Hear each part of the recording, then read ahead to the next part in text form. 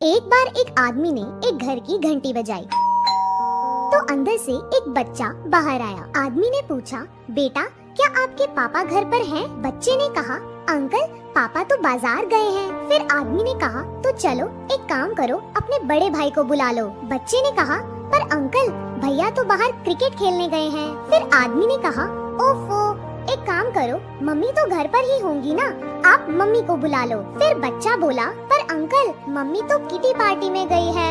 ये सुनकर आदमी उस बच्चे से परेशान हो गया और गुस्से में बोला, तो बेटा तुम घर पर क्यों बैठे हो, तुम भी कहीं चले जाओ। फिर बच्चा बोला, अरे अंकल मैं भी तो अपने दोस्त के घर आया हूँ।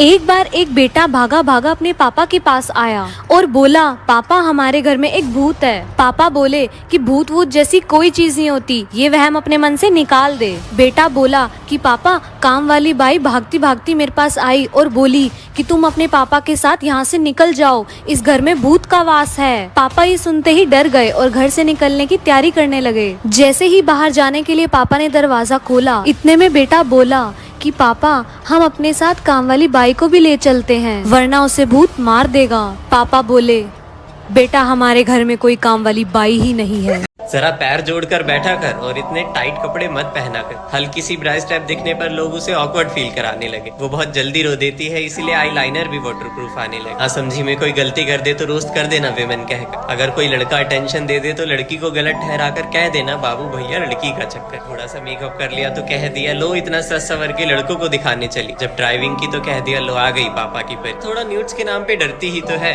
रात को खुले आसमान में अकेले घूमने की ख्वाहिश करती ही क्यों है। थोड़े से बैड टच सहना, पर बदनामी तुम्हारी ही होगी, इसलिए किसी को मत कहना। उसके पास्ट में क्या बीता है अगर किसी को बताया तो उसके कैरेक्टर पे सवाल उठेंगे। भाई बॉयफ्रेंड है फिर भी दूसरे लड़कों से बात करती है तो उसके दोस्त तो गलत ही कहेंगे। खैर स्कर्ट छोटी हो या बड़ी, कोई लड़की कपड़ों से बेकार नहीं होती। तो समझना थोड़ा मुश्किल है, पर लड़कियों की जिंदगी ये सेब हर दिन वर्कआउट करता था क्योंकि कुछ समय पहले मालिक ने उसके दोस्त को चुना था और उसे छोड़ दिया था। इसीलिए अगले दिन उसने खुद को लाल पेंट से रंग लिया और सपने देखने लगा कि अब तो उसे भी स्टिकर मिलेगा। लेकिन तभी मालिक ने फिर से उसके दूसरे दोस्त को चुना। अब सेब ने लगभग हार मान ही ली थी और सोचने लगा कि शायद वो सेब बनने के लायक ही नहीं है। तभी उसकी नजर पास के जिम पर पड़ती है। सेब खुश हो जाता है और तुरंत ही 80 किलो के डंबल्स उठाने लगता है। वो पूरे 2 सालों तक जिम में पसीना बहाता है, लेकिन जब वो खुद को देखता है तो उसे एहसास होता है कि वो जरा भी नहीं बदला। तभी वो एक एयर पंप लेता है और खुद को पंप करके बड़ा कर लेता है। अब वो पूरे कॉन्फिडेंस के साथ वापस लौटता है और उसे आखिरकार वो स्टिकर मिल जाता है। लेकिन अगले ही दिन उसकी हवा के साथ उसका स्टिकर भी निकल जाता है और तभी मालिक ट्रक लेकर चले जाते हैं, जिससे सेब को इतना गुस्सा आता है कि वो खुद को पेड़ से अलग करके पेड़ों के बीच झूलता हुआ ट्रक का पीछा करने की कोशिश करता है। लेकिन आखिरी छलांग लगाते वक्त उसका हाथ फिसल जाता है और वो नीचे बैठे एक आदमी के ऊपर गिर जाता है। और इसी सेब की वजह से न्यूटन ने ग्रेविटी की खोज की थी।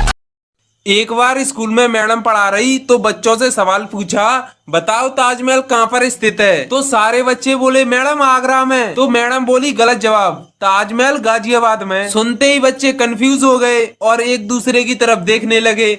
फिर उन्होंने यही बात घर पे बताई तो सारे बच्चों के माँ बाप इकट्ठा होकर अगले दिन हेडमास्टर के ऑफिस पहुंचे और बोले, आपकी मैडम बच्चों को गलत पढ़ा रही है, ताजमहल गाजियाबाद में बता रही है। फिर हेडमास्टर बोला, पहले तो सारे अपने अपने बच्चों की फीस जमा कराओ और दूसरा आप 6 महीने से बुलाए से भी नहीं आ रहे हो और जब तक फीस जमा नहीं होगी तब तक ताजमहल तो गाजियाबाद में ही रहेगा।